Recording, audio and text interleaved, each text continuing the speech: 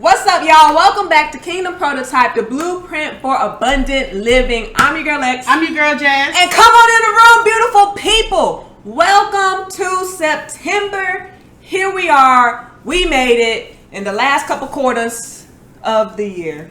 Man, which is wild. All right, y'all. So last month we were writing the vision.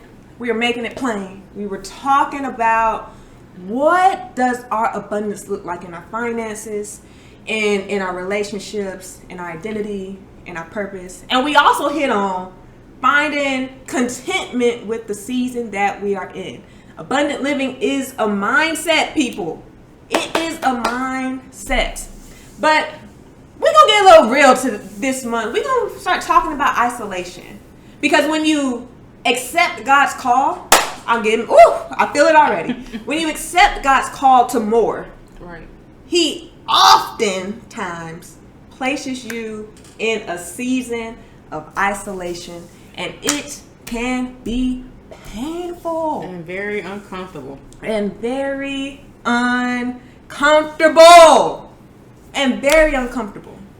So tell me, sis, what makes isolation so painful? For me, I just feel like it makes you very vulnerable. Ooh.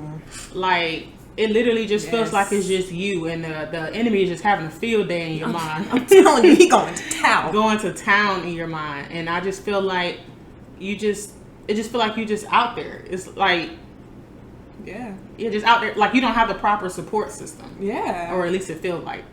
Because it's like you can't just share your frustrations with any and everybody, because everybody's not going to understand the struggle. Nope. Everybody's not going to Right. Everybody's not going to get it. Yeah. So I feel like that's one of the things that makes it extremely tough. Yeah. The vulnerability of it. Yeah, because then you're on the phone with mama and you trying to have this conversation with mama, and kind of got to act like everything all good. Right. Because you're on the phone with mama. But it's just like when you hang up the phone with mama or friend or whomever, it's just like, yo, like, everything ain't okay.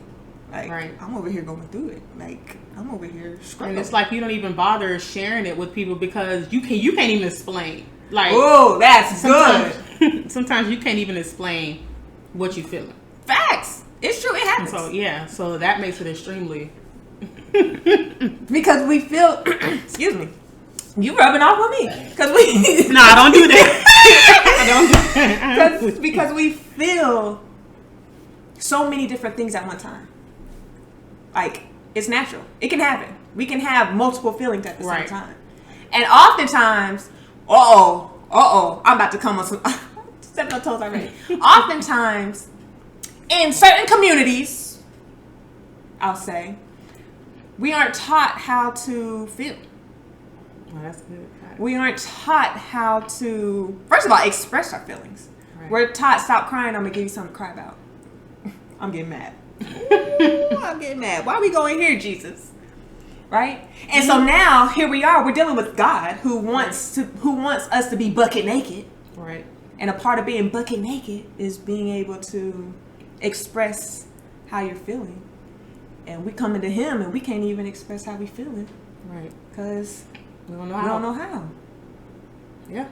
Which makes us even more frustrated, because it's just like, what am I feeling and why am I feeling this? Right. Like, we feel helpless. Ooh. Why are we going here? Because it's true.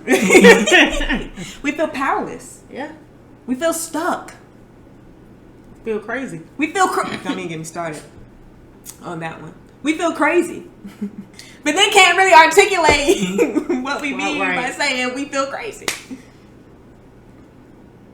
We just feel out here. I'm just out here. Literally. Yeah.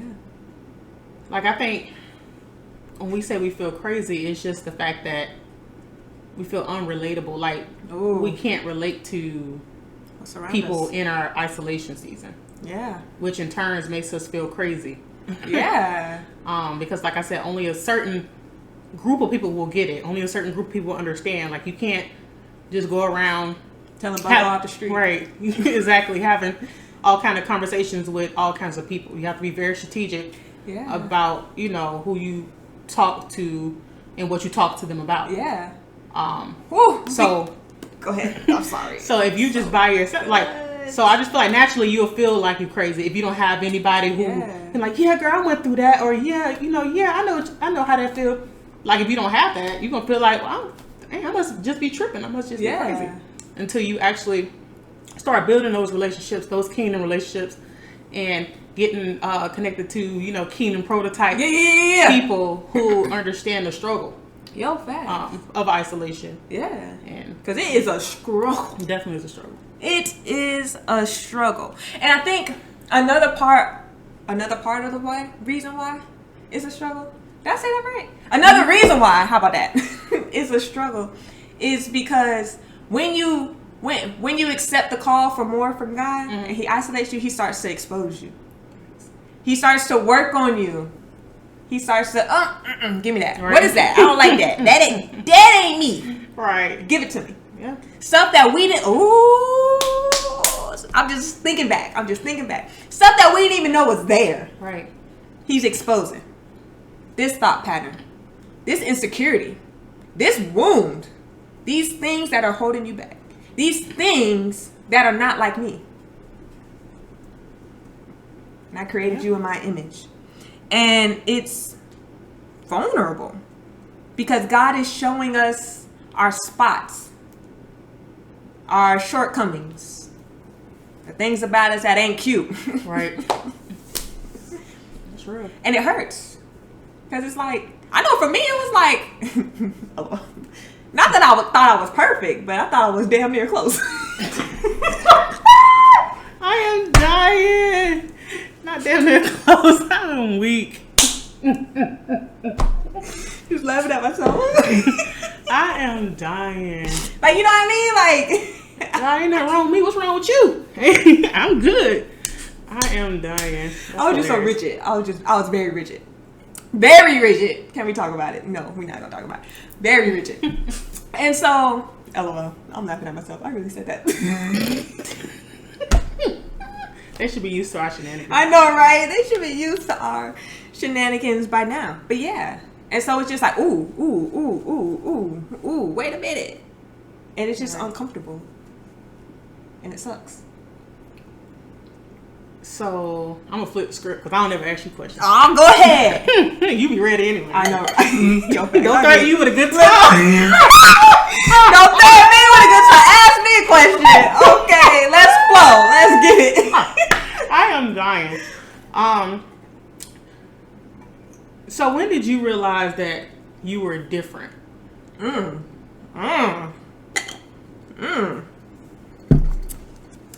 That's good. I think deep down, I always knew I was different. And I always knew that people knew I was different. But I was always scared to accept the difference and fully walk in the difference. So I think for me, like I always knew it, but I think that in my season of isolation, God really began to expose it. Right. Like, almost like a stop sleeping on this. This is what I need from you. I need you to continue your difference, if that makes sense. Like, I remember he was revealing things to me, like little things, like, ooh, like I don't mean to ramble, but I'm about to ramble. Okay, like I remember. So I was a hooper. You know this. Went to college for hooping. Got a basketball scholarship, and I was the leader of my team. And my coach, he was really into like personalities types and stuff. And so we took this personality test. And I don't even remember. It was like A, B, C, and D. Something like that, you know. And we took it, and I was literally the only D. There was 15 of us. Wow. I was literally the only D. And I remember because he split everybody up in their things, and so it was just me. So I was just over there chilling. And he walked over there, and he was a little animated. He was like, "You different. You just different." Like, you know, he's like, "You gotta be okay with being different." Right. And, you know, I was just like, yeah, because at that time, I wasn't really trying to accept my difference. So I was like, yeah. Get it out of my head. And so I say all that to say, God had started bringing things back to my remembrance. That's the word. During my season of isolation. And so that's when I truly began to accept my difference, my differentness. The fact that I don't even know how to explain it to y'all. I feel like if y'all are connected to us, it's because you feel us. Right. Like we after the people who different. And that's another conversation. We'll get there later. But yeah, did I answer your question? Mm-hmm. Yeah, that answered my question. I honestly don't know for me, like, when I realized I was different. I've been different for a long time, but I just been trying to suppress it, honestly. Yeah, it's scary. And it's scary, but it's sad. Why is it sad? Because it's crazy how I feel like us as humans sometimes we would rather try to fit in than to fully walk in the person that God has called us to be. Yeah. And I think that's sad, not literally sad, but to a certain extent. Mm-hmm. My therapist is, I'm trying to keep put the hat on. I'm listening. But yeah, I used to suppress the hell out of my difference. But what? Different who? Right. I ain't different. What you mean? But it always was there. Like it was like a constant battle for me trying to, I guess you could say, trying to fit in, but understanding that I wasn't created to fit in. Like it was just a constant back and forth, and it was just almost frustrating. Like flesh and spirit, right? Literally. Yeah. And it was just frustrating, because don't mind him. Y'all already know the deal. Because I found myself not being interested in things that a lot of people my age may have been interested in. Facts. Not want to be in certain environments. A lot of people my age, I ain't care to club and party. Right. And when when I did, like, I could never get into the twerking. Could never get into the, like, seriously. And I used to get so frustrated, like, why I just could never get into it. I literally would just stand there, do a little diddy bop, little 1-2 step, but no, like, I just could never. Yo, that's facts though. And I couldn't understand it. And I used to I don't want to say beat myself up, but I'm gonna use that. Yeah. Like, dang, like, why you being so boring? Like, why you just ooh. I don't know. It was just it's always been a battle. Yes. Because we're not taught how to have fun in the church. Facts. And so when we're growing up, we get our ideas of fun from the world. Right. Oh, I'm about to. Ooh. And so now God is calling us higher. And God is stirring up those things in us. And some of the things that the world is doing, we not really into. So now we're labeling ourselves as boring. Right. Yeah. Because we went and got our idea of fun from the freaking world instead of going to God. So that's our standard. That's our freaking standard. I'm mad.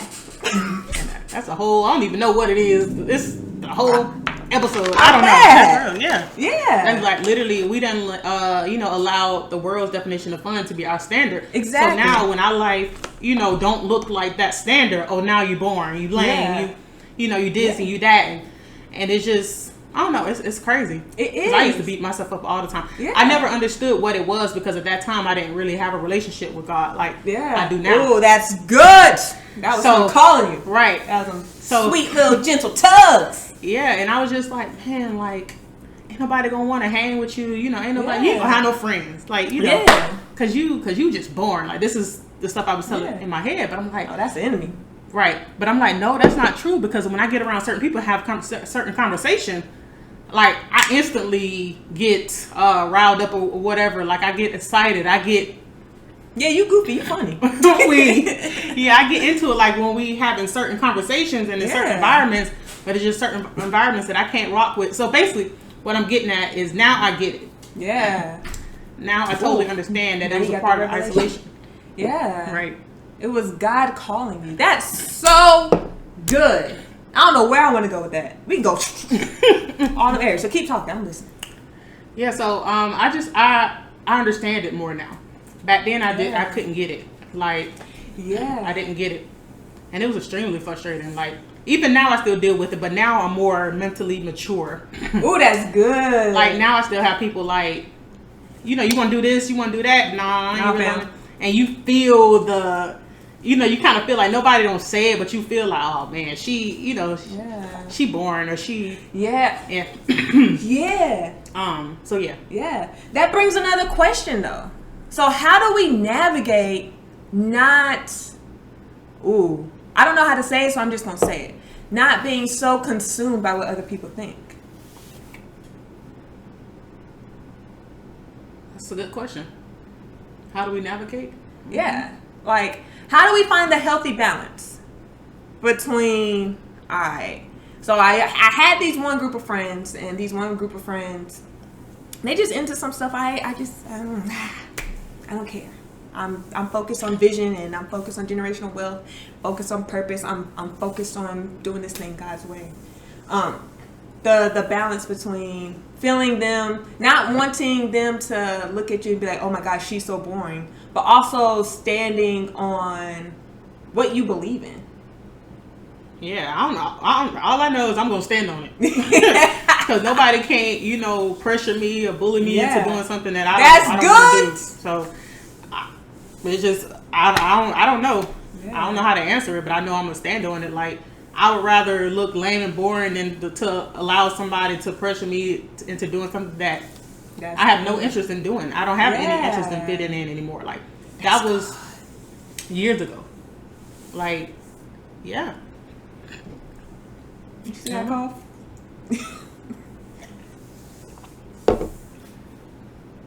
Okay. Yeah, so that's all I got. That's all you got. Okay, I can dig that. Very well. Because sometimes we do. We feel like we have to fit in, so I have to do these things that, other people are doing. It's just like, do you have to? Right. Do you have to? Can you survive the season of isolation? Because we're going to talk about it later. It's not for no reason. God isolates you to transform you. Oof. He isolates you to prepare you. But we're not going to get there yet. I'm not going to get ahead of myself. But can you survive the season of isolation? Because it ain't going to always be like that. God knows you need community. He created you for community. He created you for people. So he's obviously not going to keep you isolated for long. Right. Not going to keep you isolated for your whole life. The question is, can you endure? Ooh, okay. I'm getting ahead of myself. Yeah, that's real though. That's real though. There's so many directions I want to go. I can tell. Yeah, my brain is. This is how I be in session, y'all. Just pray for me. But yeah, that's good. Okay, go ahead. I'm gonna get the ball back to you. Yeah. So I mean, got it. Can I cut y'all? Yeah. Go ahead. What I wanted to say earlier was, how Pastor be saying, you can't live higher than your level of revelation. Right. Yeah. So it sounds like at first when you didn't have the revelation, it was like, oh my gosh, I'm boring and da da da da, and I guess I got to go hang out with them. But then you got the revelation of, I'm different. I'm okay with being different. I know that I'm not the only one that's being different. So now I can go. Oh, that's good. My bad. Go ahead. I'm weak. That's good because I feel like I literally got the revelation when we met. Ooh, that's like, good. No exaggeration. Like, I knew. No exaggeration. I knew that I was different. I knew it was other people, but I didn't expect to, I guess, meet somebody in like my age that had similar mindsets. So I think that's what really helped me to really fully receive the revelation. That's good. That makes sense. Yeah, it does make sense. Because I just laughed because I thought all my friends was going to be 40. I am weak. 45. 30, 35. I mean, I ain't mad at it. I mean, if y'all want to cool with me, I'm cool peoples, you know what I'm saying? Even though I'm only 26, I'm cool. Okay. But like, same. I kind of, our stories are similar but kind of different. Because I think by the time we met, I had rested in the fact that my friend's just gonna be old. I was like, well, Jesus, I am weak. If the friends that you have for me are 40, 45, so be it. 35, you know what I'm saying? 65.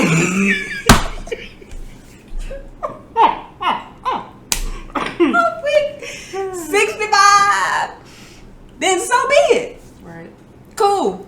I trust you. Bet. And then I go beat bopping. I moved to a new city and I go beat bopping into work and I met this chick. And then it was just like everything opened. And I was like, oh snap, like there's more of us. Right. It's like the whole world just kind of opened up. Like, there's more of us. Now let's go get them. And we real talk. Let's go get them. Let's go create. See, now I'm getting mad. I need to calm down.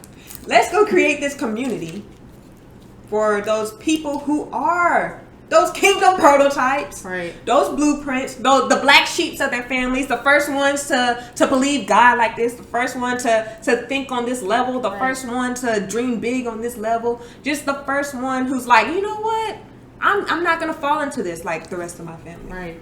Let's go gather them. Let's create this community. Give them what we so needed. Yeah. Like during the process, which we, still need more of it. But it's people that aren't even on the level that we at. Yeah. They still trying to figure out why they feel that way. Yo, facts.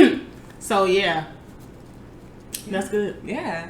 I'm reminded of. We gotta start closing now. Dang, it's been 21 minutes. I'm reminded of. LOL. And we didn't talk about half of this stuff. I'm reminded of Elijah. Ooh, yeah. This is kind of the scriptural basis for Kingdom Prototype. I feel. This idea of Elijah. Elijah felt like he was the only one. He was the only prophet out there. The only person not bowing down to how you say that name? Baal, whatever, whoever. The false God, because we serve the one and only true God. Can we talk about it? And he was just like, yo, it's just me. Right? But what he didn't know was a couple things. First of all, God told him, I'm going to preserve however many, 7,000 other prophets. But then on top of that, what he didn't know was Obadiah was literally hiding prophets in caves. So this whole time, Elijah felt like he was alone. He felt like, I'm the only one out here who loves you the way that I love you. I'm the only one out here who is dreaming big like this. I'm the only one out here who's trying to build my life on kingdom principles. Can we talk about it? I'm the only one out here who is trying to really do this differently. But the reality was, it wasn't just him. Right. And the reality is, it's not just you. You out there dreaming on the level that you're dreaming. Having faith on the level that you have in faith. Having vision on the level that you have in vision. You're out there and you accepted God's yes. You accepted God's call to more. And now you feel like it's just you. But it's not just you. There's a lot of us out here. A lot. Whole bunch. Yeah. And I feel like it'll make so much sense. Like when you do, y'all out there who do feel like that, when you do meet other people who may experience it, it'll make so much more sense. Yeah. I feel like. Ooh, what you mean? Like, tell me more. As far as why they had to be isolated. Why we had to be isolated. Yeah. We're gonna talk about some of that. Yeah. So I just feel like the more you connect, the more you get in community with like-minded individuals, like Kingdom Prototype people, the more it'll make sense. The more the isolation process will make sense. The isolation is not punishment. God is not punishing you. He's preparing you. I promise you. He's not punishing. The isolation is almost a form of God's love. Because he knows where he's taking you. And he knows he has to prepare you. He has to transform you. All right. He has to transform you into the person who can stand under the weight. Can we talk about it? Of that kingdom relationship. That kingdom marriage. Standing under the weight of it. Standing under the weight of that wealth. Can we talk about it? Standing under the weight of your purpose and your calling. Because it ain't easy. Definitely ain't easy. Can you stand under the weight? That's what the isolation is about. He's not punishing you. He's not punching you in the throat for no reason. He's not exposing your spots for no reason. It is preparation. And you are not alone. I'm off my soapbox. I got on my soapbox a little heavy. But let me hop off of that guy. So yeah. So stay tuned. Because we are really going to dive in this thing. We're really going to dive into this isolation piece. Because as my pastor says, you can't live higher than your level of revelation. And so when you can catch the revelation of the isolation and the purpose that it's actually serving, you can surrender to it. You can allow God to do his work. Can we talk about it? You can stop fighting the process. It makes it a hell of a lot easier when you understand what's going on. Exactly. You can say, yes, Lord. All right. So stay tuned, folks. My fellow Kingdom prototypes. Y'all not the only ones out there. Listen, we just getting started. We're just warming up. Listen, we just getting started. But stay tuned, because this is going to turn into, y'all don't see my vision. I believe God. This is going to turn into a movement. Stay tuned. It's not just you. All right. I ain't got an outro. You got an outro. Anything else you want to say? No, I can't think of nothing else. I'm good. I'm good, love, and joy. Right. I'm good, love, and joy. Oh, That's the outro. That's the outro. I'm good, love, and joy. Bye.